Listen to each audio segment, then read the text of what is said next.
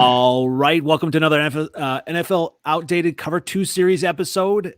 This episode, we were talking about the New York Jets, and I am joined by Ray from Real Sports NY on Twitter, and he's the founder and president of the Jets Lounge. How are you doing? I'm doing great. Very excited. Great outlook on this year.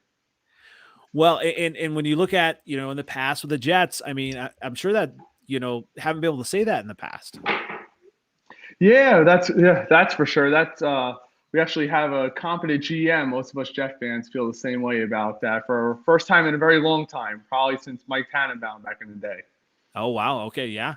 And when you look at the Jets, I mean, you can't, start, talking about the Jets right now at this point without talking about what they did in the draft. And they just did some amazing things. And this probably has to be the best draft that you can remember as a Jet fan, right? Yeah, it has to be. I mean, 3 first-round picks, potentially actually 4 first-round graded players, throwing Breece Hall in there, especially in my mind. I think he's the best running back in the draft. I haven't seen a draft this, coming out of a draft being this excited in some time. Were you surprised that they made some of those moves that they did? I'm not, because we saw last year what Joe Douglas was willing to do to go up and get his guy. We saw him go up and trade for Vera Tucker. So he's that kind of GM, which I like, is aggressive. And if he sees a guy that he wants, that he feels has a really high value on his board, he's more than willing to give up what it takes to go get them.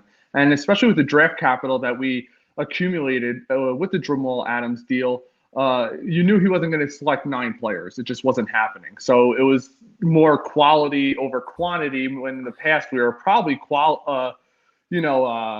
vice versa. We just took a flyer on a lot of players, hoping to hit. And you really need to hit in that New York market, don't you? Yeah, especially, we look for these giant personality guys. It's not always, the greatest of guys, but, a guy like Sauce Gardner fits right into what, we're about here. We had Broadway Joe back in the 60s, and, he brings that persona, that cockiness, that, that bravado that a lot of those players, we haven't had a lot of those players in recent past. Maybe Jamal Adams, he might have been a little over the top for me. Not too many people I know give themselves their own nickname, but, definitely these kinds of players that we're bringing in, these flashy kind of players, we never get the star. You know what I mean? We always go for the guy you never heard of, the Quinn and Copels in the draft when Ingram's still on the board, guys like that. Mm-hmm. So that's what's making us as a fan base really excited. When you look at Sauce Gardner, he's going to be electric, I think, on the defense there. On the offense, what does Garrett Wilson bring to that offense now, obviously in his first year? I mean, do you have to temper expectations a little bit for him? I don't think so, because we have other weapons out there. I don't think he's going to be asked to come in and be Jamar Chase. He is going to help take those double teams away from Elijah Moore. We saw early on in the year, Corey Davis was very effective. Defenses started rolling coverages toward him, and Elijah Moore kind of wasn't there yet. So we lacked that number 2 and or number 3 receiver. As Braxton Berrios, he's a special teams ace. He's kind of one of those gadget kind of players. Having Wilson, they're probably going to play him at the X. I assume they're going to be putting more in the slot, especially with Wilson's jumping ability. And I don't think they're going to ask a lot of him. I really don't. I think they're going to ask him to play within the system, maybe go for a jump ball every once in a while. But his route running ability is what separates him from the rest of the class, and that's what's going to fit this offense. I think it's an easy fit. And we look at this offense. Is Elijah Moore going to be the number 1 wide receiver, or is there a number 1 wide receiver here? I think without a doubt, Elijah Moore is going to be number 1 receiver. We saw what he could do these last few games. Coming out of college, I had a first-round grade on him. I know a lot of other people had a first-round grade on him. We're very surprised when he slipped. He's actually the first jersey I bought right out the gate. Skipped right over Vera Tucker and my guys over there. But, I think he has the potential to be a legitimate number 1 receiver. We saw it those last couple of weeks. It's a matter of health for him. If he could stay healthy and stay on the field, there's other weapons around him that will stop those double teams from coming towards him, especially with the additions of the tight ends. Now, all three of those wide receivers, are they all three going to be fantasy relevant? I don't know. I don't know if Corey Davis will be. I could see Garrett Wilson going towards the later rounds. I think Elijah Moore is without a doubt a top 50 player.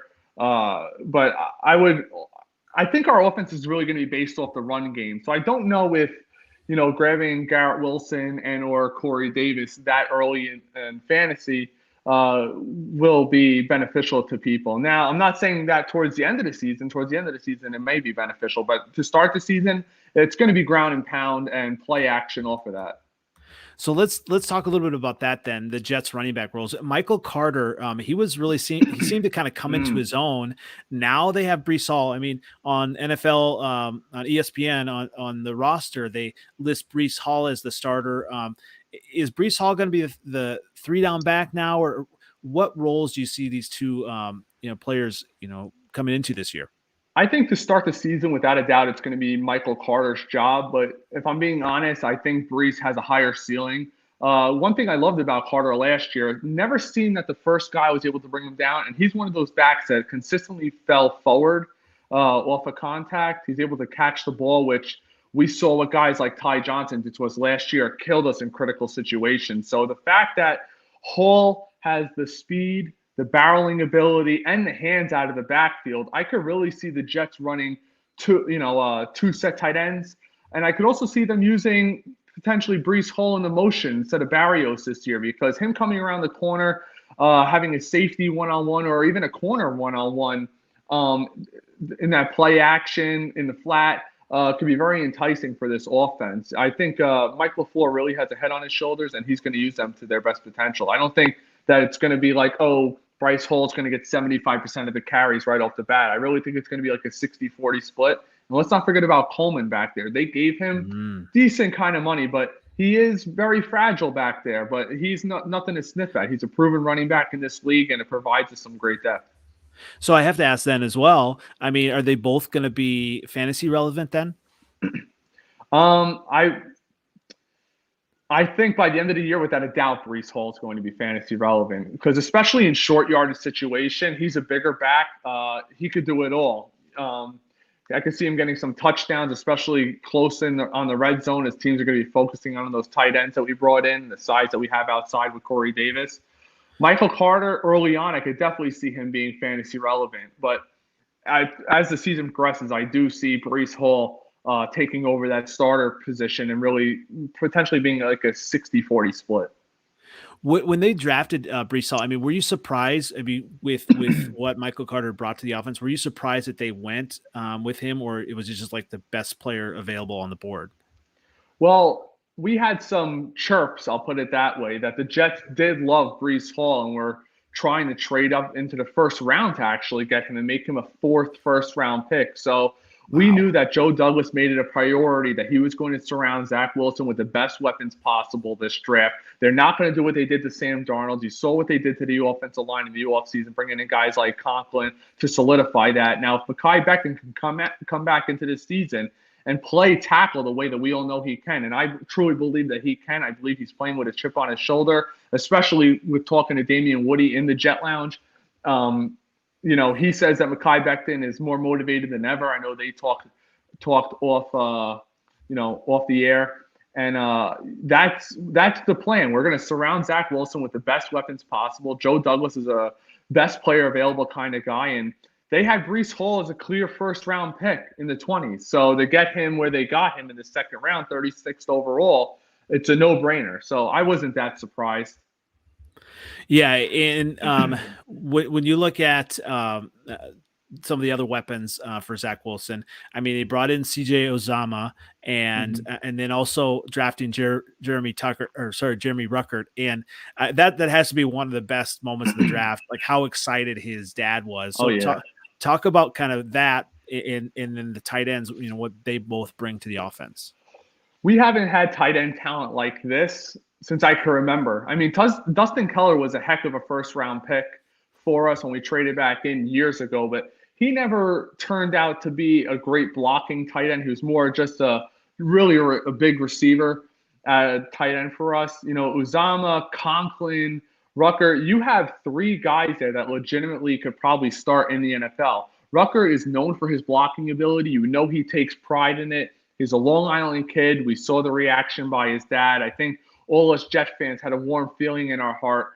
And a lot of us actually had him mocked to us. And we're a little surprised that they took him in the third round, considering the depth that we have now. But again, it's about getting Zach Wilson the best weapons available in the draft, and that's what Joe Douglas has made a priority. And it also helps that these tight ends that we signed, none of them are spring chickens. They're in their later 20s, so maybe you develop Rucker for a year or two, and then it'll be his time to flourish after that.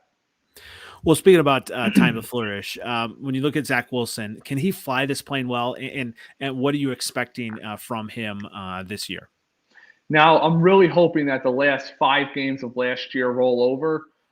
He had no turnovers. He was looking sharper. You could clearly see the progression in the offense. I think a lot of that had to do with LaFleur going back into the booth where he belongs. It's really going to be up to Zach and his preparation in the offseason. We've seen he put on 6 to 8 pounds of muscle. It's clear as day he bulked up. Robert Saleh said he's looking beefy. I love that he said that in a good way. But it's all going to be about his study habits. Now, supposedly he's the kind of guy that's the first one in the building, last one to leave. They got to force him to leave, which I like hearing that. But we've heard that in the past with our previous quarterbacks. He's got arm talent like we haven't seen in a really long time. Darnold, Sanchez, they never had this kind of arm talent. But it's all going to be about who they surround him with. We saw it back in 2009, 2010 when we surrounded Mark Sanchez with weapons like Santonio Holmes, Eric Decker, Brandon Marshall, guys of that nature. Hopefully these weapons that we have can actually be young and grow with him, and building through the draft. That's what we're looking forward to. We'll talk a little bit about the difference between Sam Darnold and Zach Wilson, because obviously the draft they showed like an almost identical play that Mm-hmm. Sam Darnold and Zach Wilson did. So, what about Zach Wilson's arm strength is just better than Sam Darnold? Well, without a doubt, Zach Wilson has way more zip on his ball. I will say this: Mm. Darnold is definitely a bigger quarterback. Let's not forget, Darnold didn't start playing quarterback till later on in his career. He was a linebacker, Mm. most of his career. So I wouldn't be surprised if he prospers later on in his career, but it just wasn't going to happen here in New York. He wasn't a Douglas guy. He was a pass regime. A lot of us in New York are actually pulling for Sam. We don't have any ill will towards him. We think he has the potential to be a solid quarterback in this league, but I do believe Zach Wilson's ceiling is way higher. One thing that we always saw out of Darnold was they talked about in practice how, if he made the same mistake once, he wouldn't make it again. We didn't see that his final year here. He made the same mistakes, it seemed, over and over again. But we also have to remember, he was probably on the worst roster in football. When Joe Douglas came in, it was without a doubt that he was overhauling the worst roster in football. And that Jamal Adams trade has paid off dividends. And I believe, we've clearly won that trade in my eyes, because it's allowed us to reset the clock and bring in younger players, which we are going to be under team control and we don't have to pay, which is going to, in the long run, benefit Wilson, because we might be able to bring in some more veteran talent on higher paid contracts, which you clearly saw us. We tried to do it with Tyreek Hill. Unfortunately, it didn't work out, but I think it worked out for the best in the end. Yeah, I mean Tyreek Hill. I mean, he would have brought an interesting, to piece to that offense. But when you Mm-hmm. look at it, they were able to add, I think what they need for Zach Wilson, and Zach Wilson seems to have, from what you say, just the talent, the arm strength, and all that. Does he though have what it takes mentally to be a New York quarterback in that market? I think he does, because we saw the progression last year. He's very kind to the fans. It doesn't seem like the spotlight's too big for him. I mean, one of his better games he played all year long were against the Buccaneers and Tom Brady. I mean, our best player that game, our best receiver was Keenan Cole. Nothing against Keenan Cole. He's a solid fourth or fifth receiver on a good team. He was playing well without talent around him. And that we really should have won that game if you think about it. They came back on the last second like Tom Mhm. Brady does on everybody. But we saw that progression that I didn't see with past quarterbacks, in prior regimes. Obviously hindsight's 2020. You have Zach Wilson. Looking back, is there another quarterback that you wish the Jets would have taken as opposed to Zach, or are you kind of all in on Zach Wilson? No, I'm all in on Zach Wilson. Zach Wilson was my quarterback one. I'm going to be honest with you, just like Chris Sims. I mean, we see the stories coming out of camp in Jacksonville with how the ball doesn't look like it comes that great out of Trevor Lawrence's hands. But Mm. at the end of the day, it's going to be who's surrounded by the best talent, and who's able to groom their quarterbacks the best. You got the kid in San Francisco. I wasn't too high on him. I really was all in on Zach probably from week 10 of the NFL season the year prior. He just has all the tools to be great. It's all going to depend on how he develops, in his mind and how he's able to run this offense. We saw how well the offense could have been ran last year. You saw Mike White come in. You saw Joe Flacco come in. Hell, you saw Brad Johnson come in. And he even ran the offense pretty well. So if Zach could just take that next step, hopefully the game slows down a little bit for him, which we all expect. The ceiling's the limit this year. It really is. So there's no Mike White controversy anymore. No, there never was a Mike White controversy. The guy played one good game. We all love Mike White. It was a good story. He'll be the second or third string backup this year, and he's proven that he could at least play in this league. So if Zach Wilson, God forbid, gets hurt and Mike needs to come in for a game or two, we're confident that we're just not throwing in the towel. Yeah, absolutely. And so switching to the other side of the ball, the Jets, drafted some amazing players defense. We talked about Sauce Gardner. Talk about some of those other defensive players that the Jets drafted as well. I will say Michael Clemens at 117 in the fourth round. I'm a Texas Longhorn fan. I've known about this kid for a long time. Yes, he does have some off the field issues. I've talked to some people who said he has late first, early second round talent. It's just off the field stuff, which in the fourth round, that's the kind of take. The guy's an animal. He has a motor. He goes into a different space. Robert Saleh talked about it not too long ago. He goes into a dark place when he's on the field. And I will say this, even switching back over to the other side really quick, I love the Max Mitchell pick. Yeah. He's a little small for a tackle. I would like for him to gain 10, 15 pounds, but there's no denying the talent and the footwork that kid has as well. And that can help in the running game. Without a doubt. So, and Jermaine Johnson, adding him as well. I mean, really, you have a couple of solid defensive ends there then. I'm not going to lie. I wanted him at 4. We have one guy who runs our Wednesday afternoon show.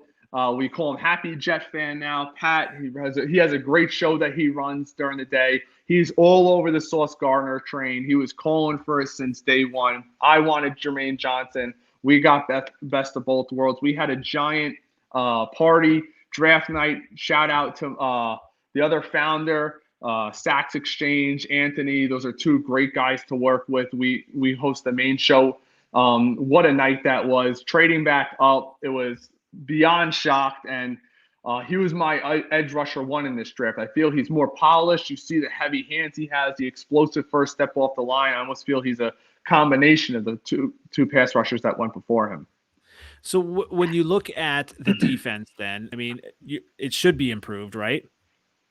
Yeah, without a doubt. We also brought in, Whitehead at safety. We brought in DJ Reed, who graded out as a top 10 corner. I believe it was in zone coverage, which we run primarily. We have a lot of depth now. I wouldn't be surprised if you see the other corner we have, Hall, who was playing fairly well last year. Maybe he starts playing man-to-man coverage on some of the tight ends or some of those bigger receivers. We have a plethora of talent. Last year, if one guy went down, that was kind of the end for that position. We went through, I believe, 8 or 9 safeties last year, so hopefully we stay healthy this year. That's the key almost with any NFL team when you talk to them. It's health. As long as your big guys don't go down.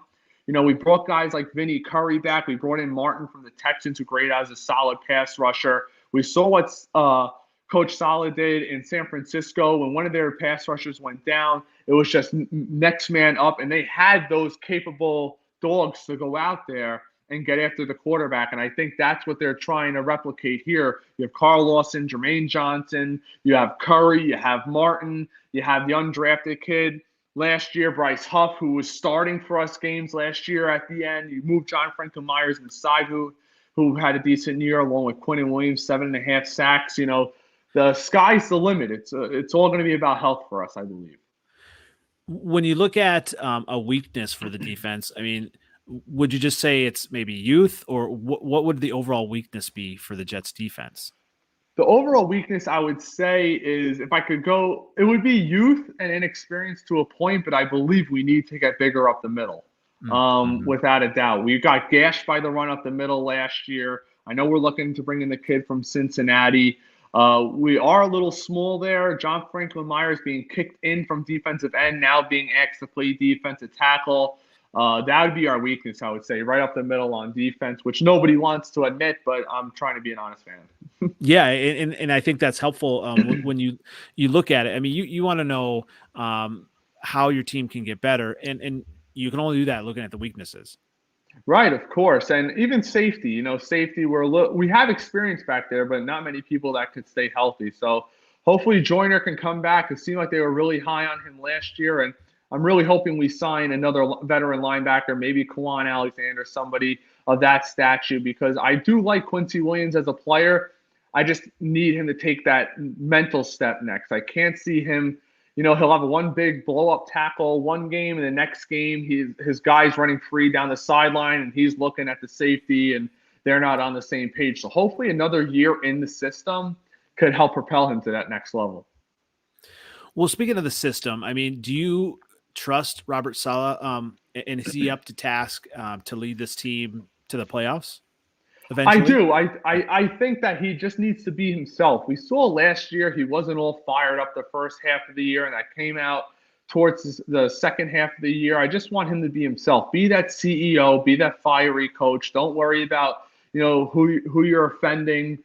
Just go out there and be the best coach you could be. I also want him to get involved more on the defense.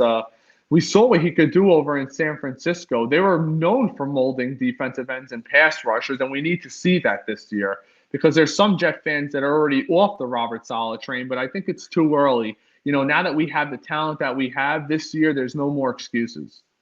Do you think he gets another year or two? I mean, if the Jets don't turn around, or I mean, does he give at least maybe 2-3 years? I think it also depends how the wins and losses are. If we're getting blown Mm. out by New England by 25 at the half, like we were last year, or even more, we know New York. We saw it happen with the Giants with Joe Judge. They're quick to pull the trigger. Now, I don't like doing that. I don't like the carousel of coaches. I like the consistency. I like the players Mhm. like to play for him, but it's time to have some accountability. He got the free year pass. Nobody's criticizing him. But I don't even think it will come to that. I really think that we've got our guys. I believe in Joe Douglas. I believe in Saleh, and I really believe in Mike LaFleur, who hopefully I'm hoping the offense is that great next year that somebody wants to make him a head coach. Well, speaking of that, as far as the season expectations, if the offense does well and the defense and players come together, what are your kind of realistic season expectations now that we have the schedule? I would say 8 or 9 wins. I would love to get on the 10-7 bandwagon, which all the Jet fans, a lot of them are on. But 8 or 9 wins, I'd really hope for. I know Vegas has us 5.5, which I think is ridiculous, but I think that's the number one over bet in the country right now. 8 or 9 wins. It's going to be really challenging. It's really going to be off of those first 4 games. You got the Ravens, you got Cincinnati, Cleveland. None of those teams are easy opponents right there. But it also depends on some of the personnel decisions that are going to be made. It's Deshaun Watson playing. How are the Cincinnati Bengals going to have maybe a little bit of Super Bowl hangover? It's all going to depend on that. Yeah, I mean, you look at it, and I am a Bears fan, and I look at 2022 as maybe not being the year that they're going to compete, Mm-hmm. and I'm okay with that because I want to see them build in the right way. And you look at the Jets. I mean, obviously the Jets play the Bears, and that'll be interesting. Late season to see.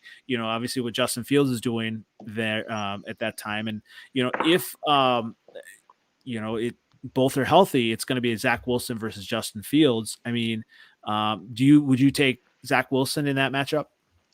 Yeah, without a doubt. I thought it was a little, I don't want to say ignorant, but a little foolish of Fields to say what he said last year, how he felt the NFL was slower. Yeah. He got that welcome to the NFL moment.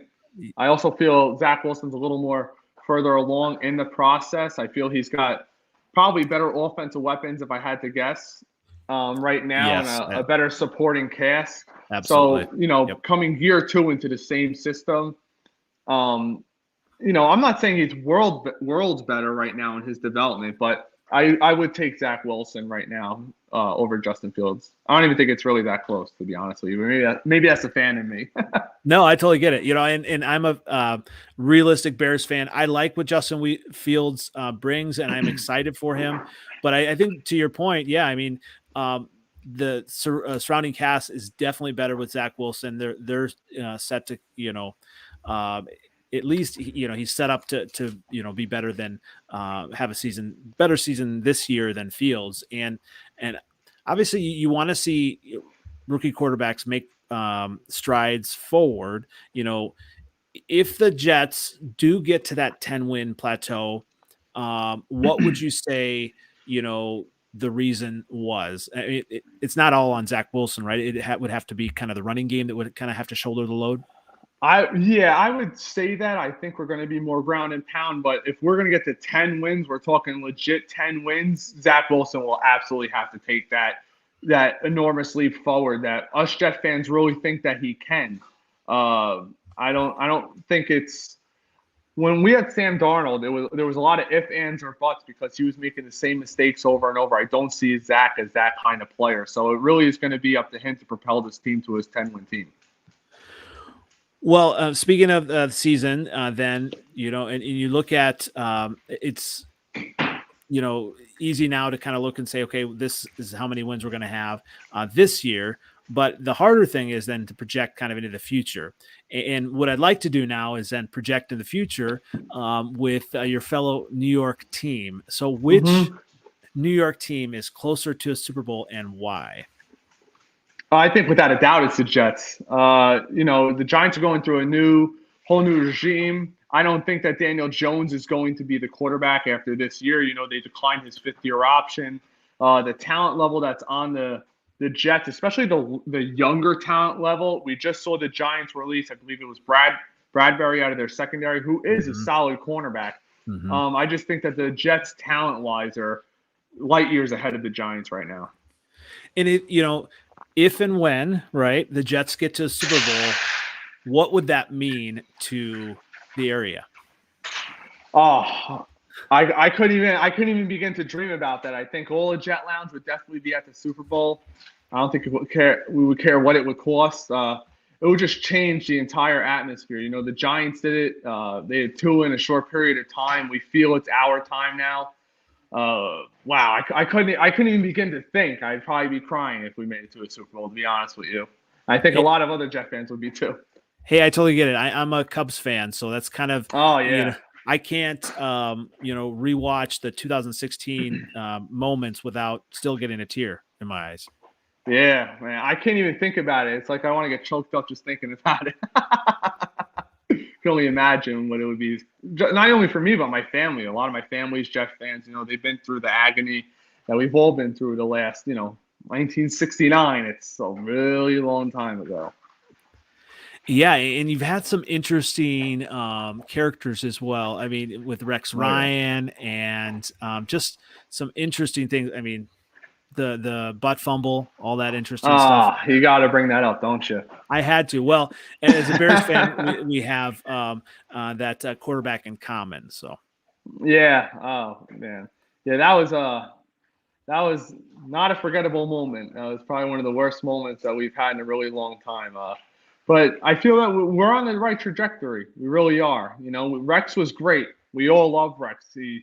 He did a lot with a rookie quarterback, but a lot of people credit Eric Mangini for the talent that was there. But Rex is the kind of guy where you give him the right talent, he'll win for you. I feel we now have the right mesh of GM and head coach. They seem to be on the same page. You see when they make their draft picks, they're hugging it out like they're actual brothers. They're on the same page with the picks, which is nice to see. and it absolutely is. And what are you looking forward to for, you know, off season training camp and everything? And do you go to the training camp and everything?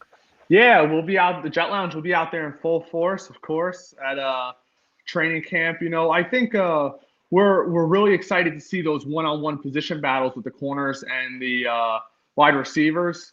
It's going to be cool to see Sauce going up against Corey Davis, Elijah Moore, Garrett Wilson. See what we have in DJ Reed, and then the other position battles. It would be really cool to see if Jermaine Johnson separates himself from the field as a starter on the other side, the opposite side of Carl Lawson. To see, I can't wait to see him and Mekhi Becton going one-on-ones. And I want to know, last year you had Lawson, supposedly he was beating Mekhi a lot on one-on-ones. I want to see if that continues, to see that explosive first step from Lawson. There's a lot of headlines that are going to come out of training camp this year. And I don't want people to sleep on Michael Clemens because that guy's got a world of talent. Yeah, I mean, speaking of talent, I mean, who is your all-time favorite Jets player? Ooh, my all-time favorite Jets players. It's got to be the kid Wayne Corbett. I was Yes. young. I was young when I was watching him, but his work ethic, the kind of person he was on and off the field, a lot, just one of the greats for us Jet fans. Between him and I would say Nick Mangold. I love Nick Mangold, the aggressiveness. He's such a kind guy. He wanted to be a Jet his entire career. He's just a tremendous talent, and he gives back to the community. Him and DeBrick, those are probably the three guys that I idolized growing up. Yeah, I thought you might say a Chad Pennington. Yeah, I've met Chad, heck of a guy. Growing up, when I played football, played wide receiver, a little bit of defensive end. So I always really tuned into the offensive line and the wide receiver groups when I was younger. So, I appreciate what Chad did, and I feel if he had a little more arm strength, we could have absolutely won a Super Bowl. But yeah, those three guys, I'm going to stick with those guys. Yeah, those are all classic, Jets players. And you look at the Jets then. So basically, you want to see, aside from wins and losses, you want to see, players making the strides and hmm coaching wise. I mean, is there something that you'll be able to kind of see coaching wise, maybe in game that can tell you, okay, Robert Sala, this coaching staff is going to be successful. Yeah, absolutely. I mean, last year, how many uh, pre-snap penalties did we have? Denzel Mims lining up off sides, false starting. Are those kind of things going to be corrected? Guys running free in our secondary when you have the safety and corner not on the same page. Those kind of things have to be cleaned up this year without a doubt. It's year two in the same system. You guys could study the playbook all offseason. There's no more excuses in regard to blown coverages. It felt like there was two or three of them a game, and they always cost us. I mean, for crying out loud, against against the Patriots, we watched it over and over again. Against the Bills, I mean, having rookie cornerbacks trying to cover Stefon Diggs one-on-one. I mean, it just didn't make any sense, and I don't think it makes any sense now to any Jet fans. But hopefully, those kinds of things will be, you know, uh, turned around, especially with the addition of Sauce Gardner. Hopefully, he'll be able to take some of those one-on-one battles on. Absolutely. And I can see him. I mean, they really need him in that division. I mean, with, Josh Allen and Mm-hmm. I, I'm not really 100% sold on Mac Jones. I think he's in a great system. Mm-hmm. And then you have Tua. We'll see kind of what he can do with Tyreek and all the weapons that he has. But when you look at that division as a whole, um, aside from wins and losses, what is the path to the playoffs? I mean, Buffalo is probably going to be the division winner for a while, right? Right. Well, I would think so. I wouldn't be. We haven't won a division game, I believe, in 2 years. So let's Mm, just start out with beating Miami one game, trying to be competitive with the Bills, taking one from the Patriots. That's going to be the key. Is we have to start winning in division before we start worrying about the NFC North or whoever else we're playing. We got to start taking those games. We got Week 5. Miami's coming to town. Hopefully, Jet Lounge will be there in full force to back everybody. And we have to start winning those games. There's no ifs, ands, or buts about it. I don't want to hear about close losses, the excuses. There's no more time for excuses. If we believe in Joe Douglas and the players that he's chosen, it's time to start winning games in division. When you look at this division, I mean, yeah, obviously you look at AFC is just crazy deep with division. AFC West is probably the deepest division. Mm-hmm. But when you look at this division, if the Jets do take a step forward, I mean, is this maybe the second best division in the AFC? Oh, without a doubt. I mean, you have probably the Super Bowl favorites in the Bills. You Mm-hmm. have a team that started out 1-7 and almost made the playoffs last year in the Dolphins. Mm-hmm. And the Patriots had the best coach of all time. So, Mm-hmm. if everybody keeps sleeping on the Patriots. I know everybody's like, oh, well, Mac Jones. Well, look at what Mac Jones did last year in his That's rookie true. year. Everybody's forgetting he could take a step forward too. So there is a lot of talent. You got the Tua Noodle. I don't know if he'll be able to be thrown. I had to throw that out there. Yeah, I don't yeah. know if he'll be able to throw those deep passes to Tyreek Hill. Looks like I'm Mm-hmm. watching practice videos. He's practically almost short hopping the guy on deep passes. But they have a right to talk trash, Miami. We haven't beat them, so Yeah, and they've got a ton of talent there. It'll just be interesting what happens running back wise with them. But yeah, I mhm. mean, when you look at it, I mean, the Jets have a path to improve definitely, and yeah, that is an interesting set that they haven't won a division game. Yeah, well, it's been a while, but I'll give him a first year pass to the head coach and the offensive Mhm. coordinator. Let's not forget, Mike LaFleur never called plays before. So to have him come in and be as successful he was the final few weeks of the year can only shine a brighter light, hopefully going into this year. And who is the better LaFleur brother? Oh, it's got to be Mike, right? Yeah, I mean, Come on. We can only go up and proven records. Matt. Sorry, it's got to be Matt.